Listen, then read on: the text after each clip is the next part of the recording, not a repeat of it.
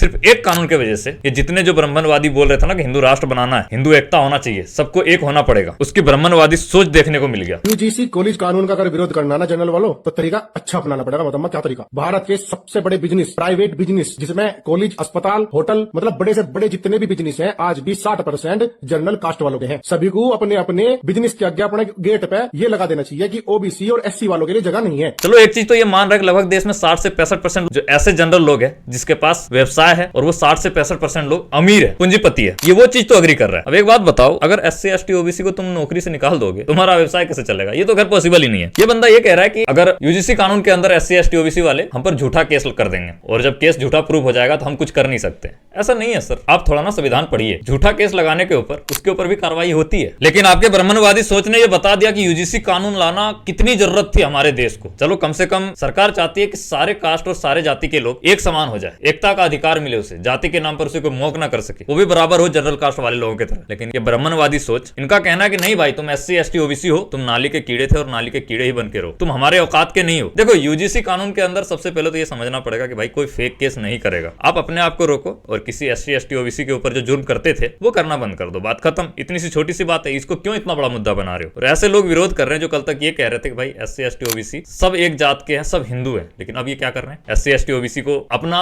हिंदू धर्म के वो मान ही नहीं रहे। वाह रे ब्राह्मणवादी सोच। अगर 60% व्यवसाय और कार्यकर्ता ये जनरल वाले हैं जिसके द्वारा ये देश चल रहा है, तो उसमें जो पैसा भरते हैं ना, उसमें 85% से 90% लोग ऐसे हैं जो एससी एसटी ओबीसी वाले हैं। और एससी एसटी ओबीसी वाले के पैसों की वजह से और उनके मेहनत की वजह से तुम जनरल वाले 60% इस व्यवसाय को चला पा रहे हो, है ना। बाकी ऐसे इलॉजिकल बातें करो ही मत।